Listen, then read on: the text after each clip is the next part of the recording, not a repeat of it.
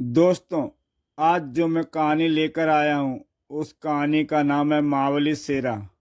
आप देख रहे हैं यूट्यूब चैनल कॉमिक्स तक। महाबली शेरा जंगल का बेताज बादशाह। महाबली शेरा का बचपन सोना के जंगलों में गुजरा था। शेर, चीते, हाथी, चिंपांजी व जंगल के अन्य खूंखार जानवर उसके बचपन के दोस्त थे। शेरा टुम्बा कबीले के सरदार तारा का एकमात्र पुत्र था। टुम्बा कबीला ज्यादा संपन्न नहीं था। सरदार तारा अपने कबीले की खुशहाली के लिए हमेशा चिंतित रहता था। इन्हें खुशहाल बनाना मेरा कर्तव्य है। काश मैं पूर्वजों द्वारा छिपाया गया खजाना प्राप्त कर सकता। सरदार तारा अपने पूर्वजों द्वारा छुपाए हुए खजाने के बारे में सोच रहा था। एक दिन कुछ विदेशी जो सरदार तारा के पूर्वजों द्वारा छुपाए खजाने के चक्कर में थे, सरदार तारा के पास पहुंचे। सरदार, खजाने का नक्शा हमें दे दो, बदले में हम तुम्हारे कबीले के लोगों को खुशहाल कर देंगे, तुम्हारी चिंता दूर हो जाएगी। नहीं, यह संभव है, असंभव है। खजाना मेरे कबीले के लोगों की अमानत है। अच्छी तरह सोच लो सरदार, हम फिर आएंगे। हमें खजाने का नक्शा हर हालत में चाहिए। विदेशियों के जाने के बाद मुझे कबीले के इन विदेशी दुश्मनों से अब सावधान रहना पड़ेगा। खजाना पाने के लिए ये कुछ भी कर सकते हैं। सरदार तारा गहरी चिंता में डूब गया। जंगल में एक स्थान पर सरदार तारा हमें किसी भी हालत में खजाने का नक्शा नहीं सौंपेगा। हाँ, लेकिन मैंने नक्शा हासिल करने का एक दूसरा उपाय सोचा है। वह क्या? हमें अपना काम निकालने के लिए जोम्बा की मदद लेनी होगी। कौन जोम्बा? कल कबीले की हो रही भयानक खेलों की प्रतियोगिता में हम उससे मिलेंगे। जोम्बा टुम्बा कबीले का सबसे शक्तिशाली नौजवान था। कबीले का सरदार बनने की उसकी प्रबल इच्छा थी। सरदार तारा मेरे मार्ग का कांटा है।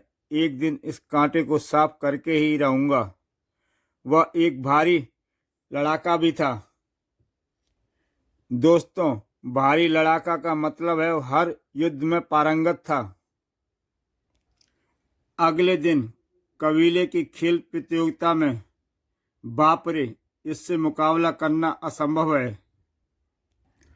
है कोई और जो मेरा मुकाबला कर सके?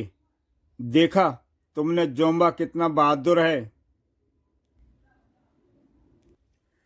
फिर उनमें से एक विदेशी जोम्बा से उसके घर में मिला। कौन हो और क्या चाहते हो? यह जानने के लिए तुम्हें मेरे साथ जंगल में चलना होगा। जोम्बा विदेशियों के साथ जंगल में। सरदार तारा को तुम्हारे मार्ग से हटाने के लिए हम तुम्हारी मदद कर सकते हैं, लेकिन तुम्हें क्या करना होगा? मुझे हमें तुम्हारे सरदार का खजाना चाहिए। तुम्हें खजाना चाहिए और मुझे सिंहासन। ठीक है, मैं तुम्हारे साथ हूँ।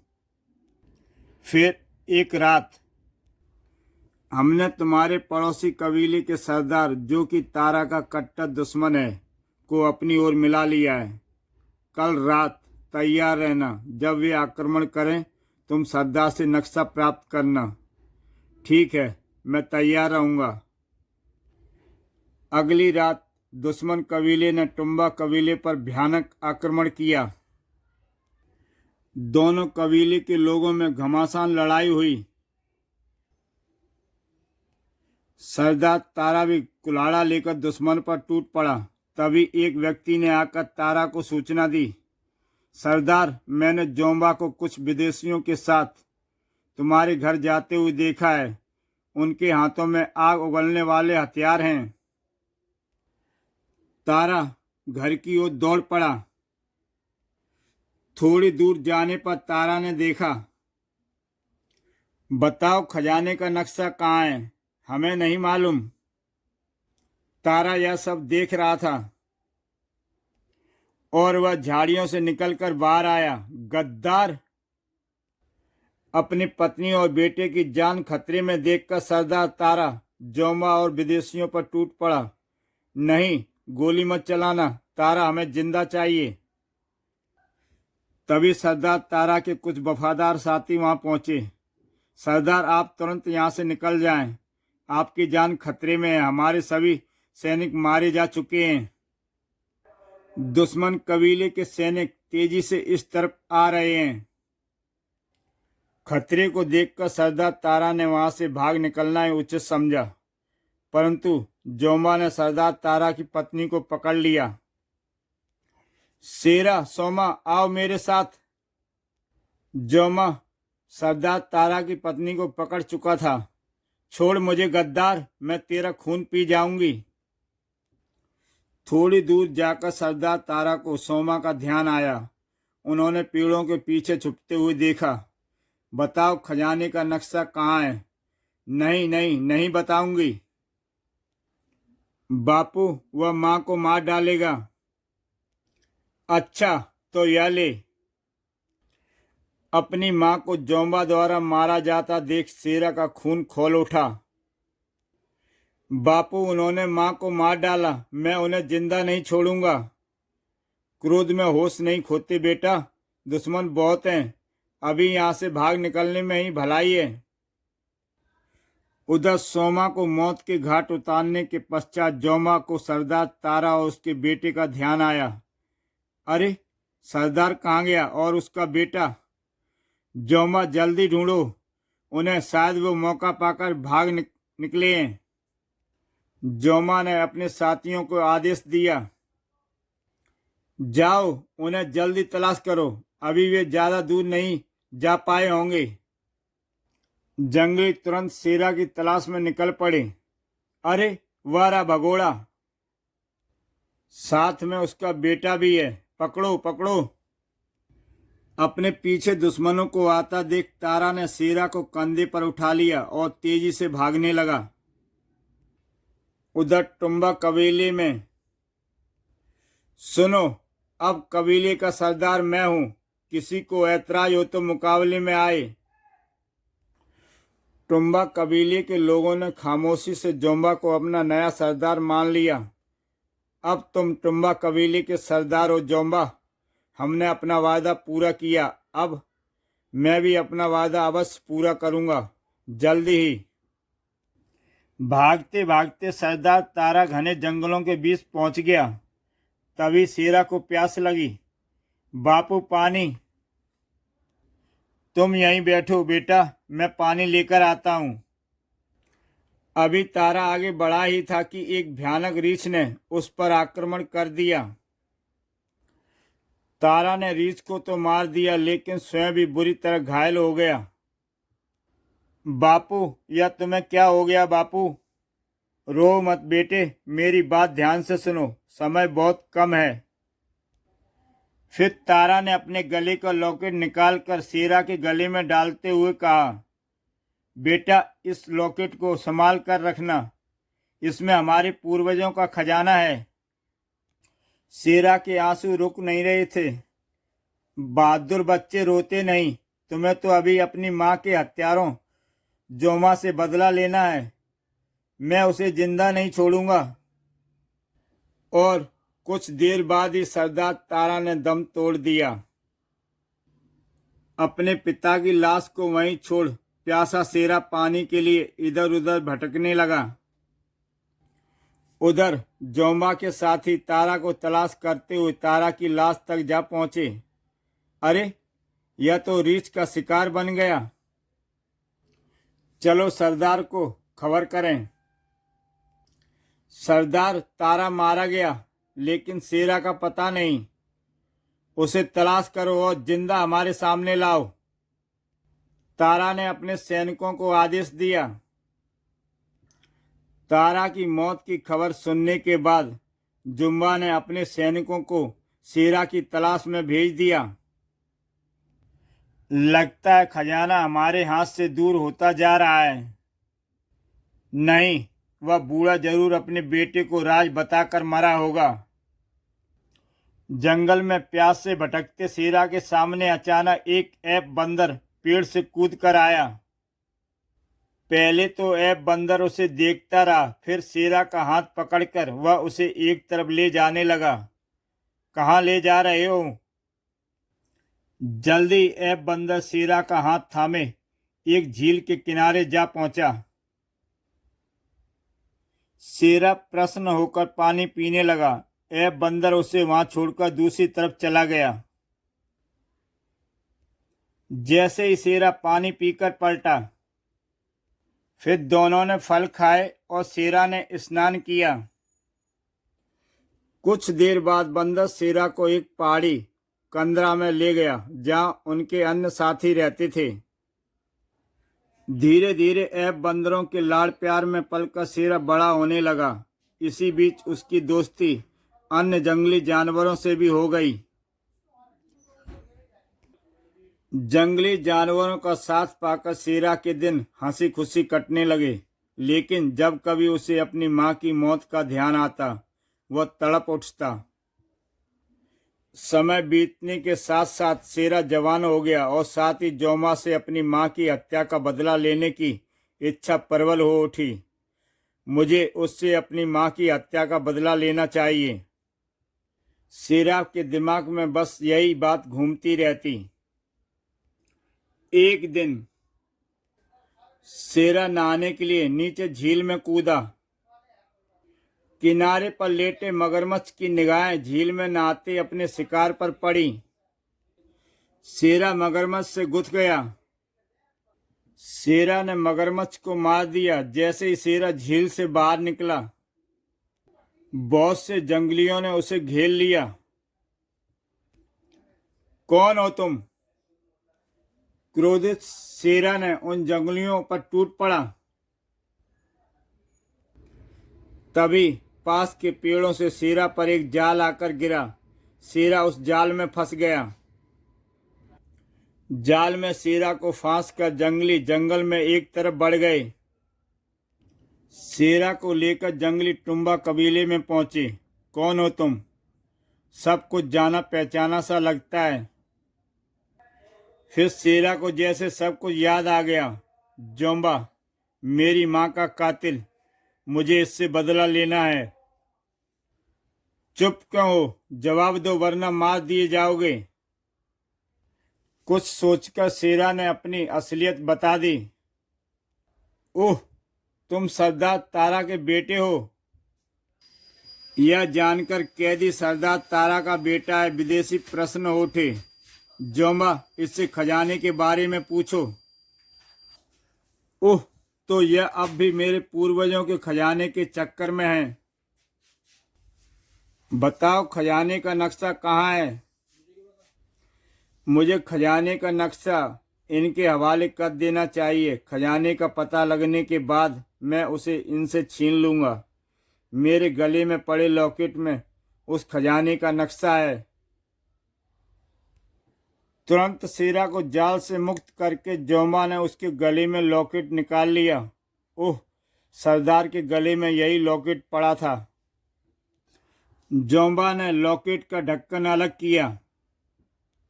ढक्कन अलग करते ही खजाने का नक्शा जोमा ने उसमें से निकाल लिया। डिबिया में से निकाले खजाने के नक्शे को उन्होंने देखा। उधर शेरा के मस्तिष्क में बस एक ही बात घुमड़ रही थी, जरूर बदला लूंगा। जोम्बा, अब हमें जल्दी खजाने की तलाश में रवाना हो जाना चाहिए। ठीक है, मैं अपने आदमियों को तैयार होने का आदेश देता हूँ। उधर दूर जंगल में एक हिस्से में, ओह साकाल, वह रहस्यमय इंसान शायद पंछियों की बोली भी जानता था। क्या संदेश है साकाल? ओह, दूर जंगल में कोई खतरे में है। ठहरो, अभी मदद को चलते हैं। रहस्यमय इंसान उठकर गुफा के अंदर गया और कहीं जाने के लिए तैयार होने लगा। अब वह किसी काले प्रेत के समान लग रहा था। गुफा के बाहर निकलकर उसने गुफा का द्वार बंद कर दिया। जैसे ही वह द्वार बंद करके पलटा, एक काला घोड़ा पेड़ों के झुरमुट से निकलकर उसकी ओर दौड़ पड़ा। साकाल, तुम रास्ता दिखाओ। काला प्रेत घोड़े पर सवार हो गया। चल चीते, कोई मुसीबत में है। काले घोड़े पर बैठा काला प्रेत आगे उड़ते बाज के पीछे पीछे चल पड़ा। ओह, टुम्बा कबीला! और वह टुम्बा कबीले जा पहुंचा। उसकी मदद करने के लिए मुझे उचित समय का इंतजार करना पड़ेगा। काला प्रेत झाड़ियों से यह सब नज़ारा देख रहा था। खजाने की तलाश में निकलने से पूर्व इसका क्या करें? अब हमें इसकी जरूरत नहीं, इसे खत्म कर दो। जोमा ने आदेश दिया, खत्म कर दो इसे। जैसे ही जंगली शेरा की तरफ बढ़ा, मुझे अब देर नहीं करनी चाहिए। लेकिन तभी शेरा कुल्हाड़ा उठाए जंगली पर किसी बाज के समान झपटा। काला प्रेत भी इस लड़ाई में कूद पड़ा था। जल्दी आओ मित्र, यहाँ से निकल, भागने में ही भलाई है। पकड़ो, जाने न पाए। पर काला प्रेत का घोड़ा शेरा और काला प्रेत को लेकर भाग निकला। कौन हो तुम मित्र?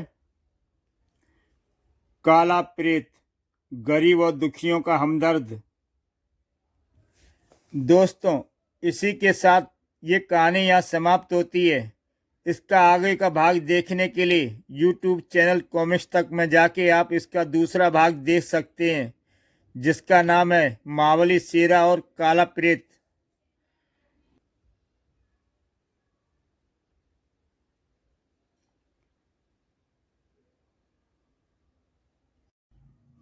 दोस्तों, आज जो मैं कहानी लेकर आया हूँ, उस कहानी का नाम है मावली शेरा और काला प्रेत। आप देख रहे हैं YouTube चैनल कॉमिक्स तक। शेरा ने अपने बारे में सब कुछ काला प्रेत को बताया। मुझे शेरा कहते हैं। जोम्बा ने मेरी माँ की हत्या की, पिता को मौत के मुंह में झोंक दिया और अब विदेशियों के साथ मिलकर हमारे पूर्वजों का खजाना हड़पने के चक्कर में है। जोमा अपने मकसद में कभी सफल नहीं होगा। मैं तुम्हारी मदद करूंगा, आओ मेरे साथ। तुम उन विदेशियों का मुकाबला किस प्रकार कर पाओगे? उनके पास भयानक अग्नि शस्त्र हैं। उसकी चिंता मत करो मित्र। काला प्रेत शेरा को लेकर अपनी गुफा के सामने पहुंचा। यह तुम मुझे कहाँ ले आए मित्र? मैं यहीं रहता हूँ मित्र, आओ। शेरा काला प्रेत के साथ गुफा में प्रविष्ट हुआ। ओह, अद्भुत! तुम बैठो मित्र, मैं तुम्हारे लिए कुछ खाने को लाता हूँ। कहीं ऐसा ना हो जोमा खजाने को तलाश में निकल पड़ा हो। मेरा बाज उन पर नजर रखे होगा। तभी काला प्रेत का बाज उड़ता हुआ वहां आया। विचित्र पंछी है। यह मेरा मित्र साकाल है। शायद जोम्बा के बारे में कोई संदेश लाया है। बाज ने अपनी भाषा में काला प्रेत से कुछ कहा। हमें जल्दी चलना चाहिए। जोम्बा खजाने की तलाश में रवाना हो चुका है। तब जल्दी चलो। दोनों घोड़े पर सवार होकर पुन टुम्बा कबीले की ओर चल पड़े। उधर टुम्बा कबीले में एक जंगली ने असफलता की सूचना दी। सरकार, उनका कोई पता नहीं चला। ओह, यह तो बहुत बुरा हुआ। वे हमारे मार्ग में रोड़ा अटका सकते हैं। जाओ, उन्हें जंगल के कोने कोने में तलाश करो, मिलते ही मार दो। जो आज्ञा सरदार। जोम्बा, हमें यहाँ रुककर अब देर नहीं करनी चाहिए। तुरंत खजाने की खोज में चलो। ठीक है, उन्हें मेरे आदमी देखेंगे। हम चलते हैं। हाँ, हम लोग बिल्कुल तैयार हो चुके हैं। जोम्बा विदेशियों और अपने आदमियों के साथ खजाने की खोज में निकल पड़ा। उसी समय शेरा और काला प्रेत वहां पहुंचे। हम ठीक समय पर पहुंचे। हम इनका पीछा करेंगे। विदेशी जोम्बा के साथ खजाने की खोज में निकल पड़े। हाँ, मैं अपने घोड़े को वापस भेज देता हूँ। बाज हमारे साथ रहेगा। जाओ चीते, तुम गुफा में पहुंचकर हमारे लौटने का इंतजार करो। हाँ, तुम ठीक कहते हो। घोड़े की वजह से हमें पीछा करने में मुश्किल होगी। काला प्रेत ने घोड़े को लौट जाने का आदेश दिया। काला प्रेत का आदेश पाकर घोड़ा लौट पड़ा। बहुत समझदार है तुम्हारा घोड़ा। हाँ, इंसानों से भी ज्यादा। आओ चलें। चलते चलते रात हो गई। चलो, भोजन आदि की व्यवस्था करो। रात भर आराम करके सुबह चलेंगे। जोम्बा ने एक स्थान पर पड़ाव डाल दिया। एक तंबू में। जोम्बा, नक्शे के अनुसार हम बिल्कुल ठीक चल रहे हैं। ठीक है, सुबह देखेंगे। मुझे अब नींद आ रही है। दूसरी ओर एक पेड़ के नीचे। यह तुम हर समय अपने चेहरे को छुपाए क्यों रहते हो मित्र? दुश्मनों से अपने आप को छुपाने के लिए। क्या इस जंगल में तुम्हारे भी दुश्मन हैं? इंसानियत के दुश्मन कब्रिस्तान और शमशान घाट में भी होते हैं। क्या एक मित्र होने के नाते तुम मुझे अपने विषय में कुछ नहीं बताओगे? तुम एक नेक एवं बहादुर इंसान हो मित्र। समय आने पर तुम्हें सब कुछ बताऊंगा। तभी एक भयानक सुर जंगल में उठा। उह, ये सुर कैसा? शायद नरभक्षी मानव है। जोम्बा के लोगों में भी खलबली मच गई। सरदार, हम पर आक्रमण हो रहा है। मुकाबले के लिए तैयार हो जाओ। बदहवास विदेशी भी जोम्बा के तंबू में आ पहुंचे। यह सुर कैसा है जोम्बा? डोंगा कबीले के नरभक्षी लोग हमारे दुश्मन। कुछ ही देर में डोंगा कबीले के नरभक्षी ने जोम्बा के दल पर आक्रमण कर दिया। भयानक युद्ध छिड़ गया। नरभक्षी जंगलियों की संख्या ज्यादा होने के कारण जोम्बा अपने विदेशी मित्रों एवं बचे हुए कुछ साथियों के साथ भाग निकला। भाग निकलना ही अच्छा है। मेरे बहुत सारे आदमी मारे गए। इनकी नजरों से बचकर निकलना कठिन काम है। फिर भी चलो, तुम नीचे, मैं पेड़ों से। हमें व्यर्थ में इनसे भी ना उलझकर जोमा का पीछा करना चाहिए। दोनों अपने अपने तरीकों से जोमा के पीछे चल पड़े।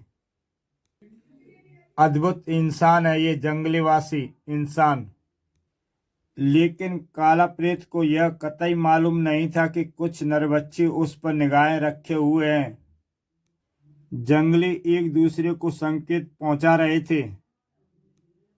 सर्वप्रथम बाज को खतरे का आभास हुआ। अवश्य कोई बात है।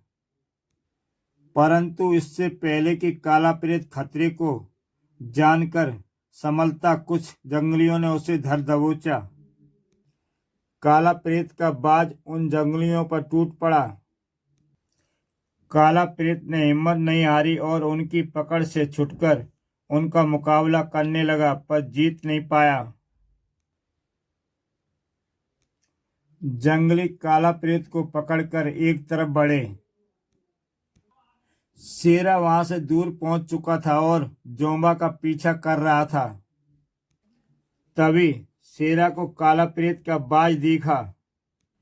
बाज शेरा के कंधे पर आ बैठा और अपनी पंछी भाषा में कुछ कहा। कुछ समझ में नहीं आता, लेकिन कुछ बात अवश्य है। मुझे जाकर मित्र की खबर लेनी चाहिए। शेरा बाज के साथ तुरंत वापस लौट पड़ा। मेरा मित्र मुसीबत में है, पीछा करना चाहिए।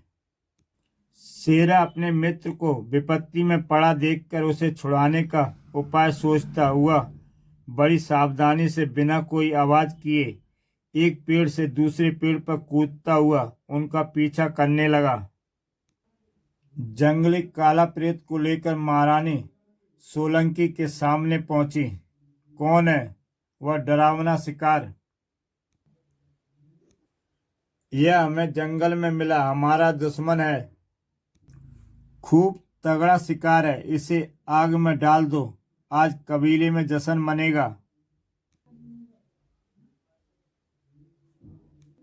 जंगलियों ने काला प्रेत को पेड़ से बांधकर आग लगा दी। ना जाने शेरा इस समय कहाँ होगा और बाज साकाल भी। तभी शेरा भयानक आवाज निकालता हुआ कबीले में प्रविष्ट हुआ।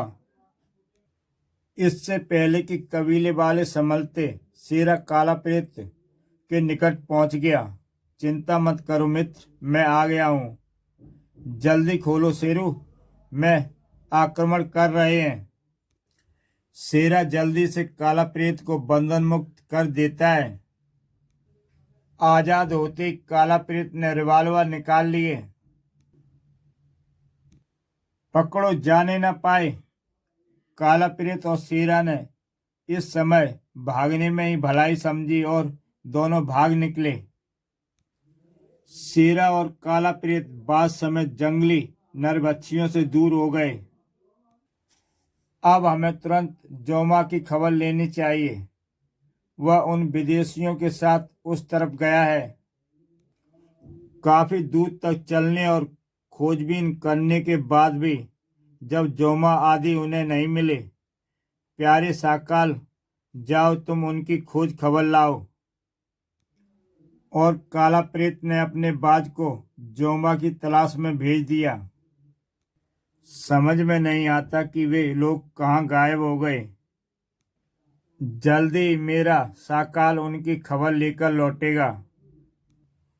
उन्हीं पहाड़ियों में एक स्थान पर जोमा आदि विदेशियों के साथ आराम कर रहे थे। हमारा भाग्य हमारे साथ है, खजाना इन्हीं भयानक पहाड़ियों में कहीं है। तब तो हमें उसे जरूर खोज निकालेंगे। तभी एक डरावनी आवाज वहां गूंजी। यह आवाज कैसी? कोई भयानक जानवर लगता है। जोमा आदि सभी गुफा से बाहर निकल आए। अरे बाप रे, ऐसा बड़ा और भयानक जानवर कभी नहीं देखा। इससे मुकाबला नहीं किया जा सकता।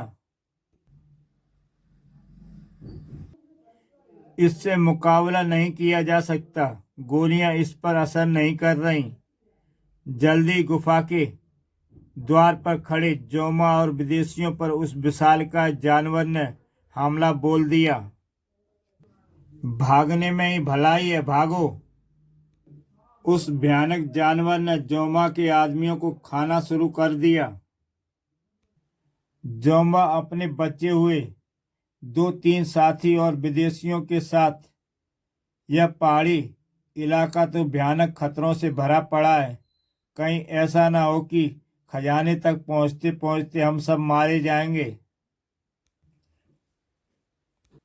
घबराओ नहीं, हमें साहस से काम लेना चाहिए, मंजिल हमारे निकट ही है। शेरा और काला प्रेत चट्टान के नीचे सोए हुए थे कि अचानक एक भयानक आवाज सुनकर उनकी आंख खुली। यह कैसा जानवर है? मैंने जीवन में आज तक नहीं देखा। यह पहाड़ी ऐसे ही जानवरों से भरी पड़ी है। काला प्रेत के दोनों हाथों में रिवॉल्वर तुरंत नजर आए और उसने गोलियां चलानी शुरू कर दी। पर वह भयानक जानवर काला प्रेत और शेरा की ओर बढ़ता ही जा रहा था। शेरा और काला प्रेत अपनी जान किसी तरह न बचते देख उस विशालकाय इंसानी रूपी विचित्र जानवर से भिड़ गए। इसकी जांघों के नीचे गोली मारो मित्र।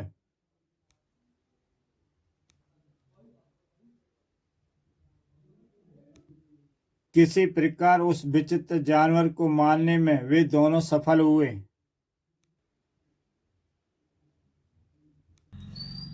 काला प्रेत और शेरा वहां से आगे बढ़े।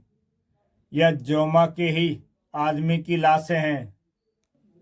ऐसा लगता है कि जैसे किसी जानवर के हाथों यह मारा गया है। तभी बाज उड़ता हुआ आया और काला प्रेत के कंधे पर बैठ गया। क्या कह रहा है यह? जोम्बा आदि पहाड़ी के उस ओर गए हैं। दोनों बाज की बताई हुई दिशा में आगे बढ़े। तभी रुक जाओ। शेरा और काला प्रेत ने मुड़कर देखा। कौन हो तुम और क्या चाहते हो? चुपचाप मेरे साथ चलो। बाद में कौन हो तुम लोग और इन पहाड़ियों में क्या कर रहे हो? यही प्रश्न हम तुमसे पूछे तो लगता है ये भी खजाने के चक्कर में है। वास्तव में भी वह भी एक अपराधी गिरोह था जो उसी खजाने की तलाश में उन पहाड़ियों में भटक रहा था जिनकी तलाश में जोमा और वे दोनों थे। लगता है तुम लोगों को भी टुम्बा कबीले के खजाने की भनक लग चुकी है। ओह, तो मेरा संदेह ठीक निकला। हमें युक्ति से काम लेना चाहिए। और काला प्रेत मन ही मन योजना बनाने लगा। तो आप लोग भी उसी खजाने की तलाश में हैं? हाँ, क्या तुम उस खजाने के बारे में कुछ जानते हो? काला प्रेत ने शेरा को चुप रहने का इशारा कर युक्ति से काम लिया। बहुत कुछ जानता हूँ। यदि आप लोग हमारे साथ दें तो हम उस खजाने को पा भी सकते हैं। हमें मंजूर है। तुम हमें खजाने तक पहुंचाओ। हिस्सा आधा आधा होगा।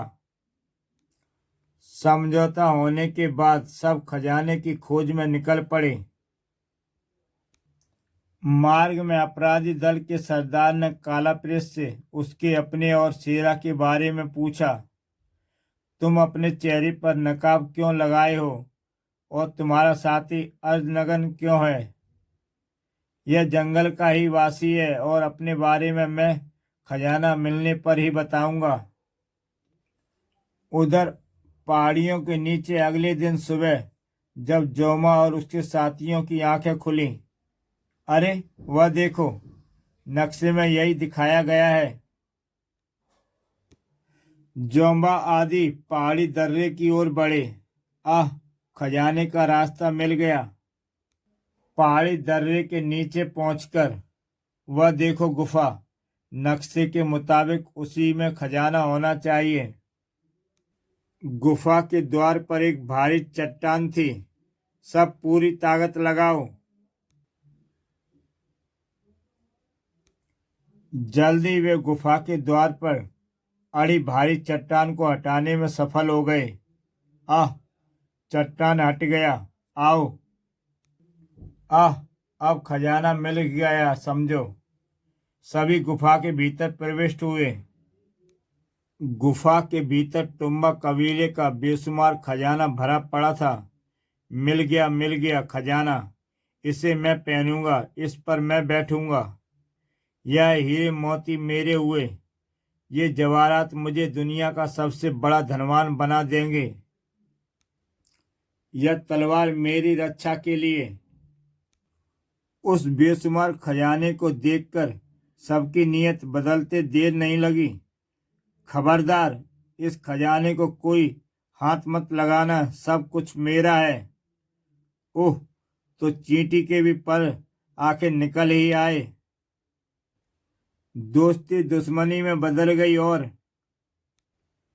मार डालो इन्हें। मैं तुम्हारा सरदार तुम्हें आदेश देता हूं। अब तुम्हारे साथी भी नहीं बचेंगे। विदेशियों ने जोमा और उनके साथियों को खत्म कर दिया। यह अनमोल खजाना अब केवल हमारा है। हमारा नहीं, केवल मेरा। क्या मतलब? मतलब यह, धाय, अब यह खजाना केवल मेरा है। मैं दुनिया का सबसे बड़ा धनवान हूँ। और वह पागलों की तरह हंसने लगा। खबरदार, यह खजाना केवल हमारा है। हाय मेरा खजाना। पर तभी काला प्रेत और शेरा अपराधी दल के साथ वहां पहुंचे। गुफा में बच रहे उस एकमात्र विदेशी को दल के सरदार ने गोली मार दी। आओ आओ आओ, हम सब इस खजाने को बांट लें। ज्यादा लोभ अच्छा नहीं होता। नहीं सरदार, तुम्हारी सरदारी यहीं खत्म। खजाने के लोभ ने अपराधी दल में फूट डाल दी। क्या मतलब? तुम मुझे मारोगे, अपने सरदार को? तभी तो यह खजाना हम पांचों का होगा। मूर्ख, अब मरो। सरदार को भी उनके साथियों ने मौत के घाट उतार दिया। ओ दोस्तों, तुम लोग भी नहीं बचोगे। यह खजाना तुम भी नहीं पा सकोगे। शीघ्र ही खजाने ने उन्हें भी मौत की गोद में पहुंचाने का काम किया। बस अब तुम लोग का यह खेल भी खत्म हुआ। यह खजाना केवल टुम्बा कबीले का है और उसी का रहेगा। तुम कौन होते हो हमें खजाने को लेने से रोकने वाले? मुझे तुम्हारे अपराधी दल में सब काला प्रेत के नाम से जानते हैं। हे ईश्वर ने मुझे तुम जैसे नरमुर्दों को, नराधामों को ही ठीक करने के लिए ही इस पृथ्वी पर भेजा है। काला प्रेत का नाम सुनकर अपराधी दल चौंक उठा। आखिरी लड़ाई हुई। शेरा भी अपराधी दल से भिड़ गया। बहुत सुना है तुम्हारा नाम हमने अपराध जगत में, लेकिन तुम भी आज नहीं बचोगे। अभी फैसला हुआ जाता है। नहीं नहीं नहीं, यह खजाना मुझसे कोई नहीं छीन सकता। अब खजाने के ऊपर लाशें ही लाशें पड़ी थीं। लो शेरा, सारा खेल खत्म हो गया। तुम्हारे माँ बाप के हत्यारों के साथ साथ देश के दुश्मन भी खत्म हो गए। अब यह खजाना केवल तुम्हारा और तुम्हारे कबीले का है। धन्यवाद मित्र, मैं तुम्हारा आभारी हूँ। तभी शेरा का घूंसा खाकर बेहोश हुए दूसरे सरदार को होश आया। गुस्से में भरकर शेरा ने उसे उठाकर दीवार पर दे मारा। काला प्रेत ने उखड़ी उड़ी सांसों के मध्य अपने विषय में शेरा को बताते हुए कहा, मेरा अंत निकट है मित्र। लगता है अब मैं नहीं बचूंगा। मेरी बात ध्यान से सुनो। नहीं नहीं नहीं, मैं तुम्हें इस तरह मरने नहीं दूंगा। ठहरो, मैं अभी आता हूँ। शेरा तुरंत गुफा से निकलकर जंगल में पहुंच गया। हाँ, ये जड़ी बूटी ठीक रहेगी। उसका घाव इसके लेप से जल्दी भर जाएगा। कुछ ही देर बाद शेरा जड़ी बूटी लेकर काला प्रेत के पास पहुंचा। ओह, यह तो बेहोश हो गया। मुझे जल्दी से इसके शरीर से गोली निकालनी चाहिए, वरना सारे जहर शरीर में फैल सकता है। गोली निकल गई। अब यह खतरे से बाहर है। गोली निकालने के बाद शेरा ने उनके घाव पर जड़ी बूटियों का लेप किया। फिर उसे कंधे पर उठाकर अपने कबीले में पहुंचा। ओह शेरा, सरदार तारा का पुत्र। शेरा ने अपने कबीले के लोगों को सब कुछ बताया। सभी जोमा से प्रसन्न थे, जोमा से नाखुश थे और उसकी मृत्यु की खबर पाकर वे प्रसन्न हो उठे और शेरा को उन्होंने तुरंत अपना सरदार मान लिया और शेरा के जयकारे के नारे लगने लगे। जल्दी शेरा और उसके कबीले वालों की सेवा से काला प्रेत स्वस्थ हो गया। मैं तुम्हारा एहसानमंद कभी नहीं भूल पाऊंगा मित्र। एहसान कैसा मित्र, यह तो मेरे फर्ज है। ईश्वर की दया से तुम बच गए। अब मुझे कोई चिंता नहीं।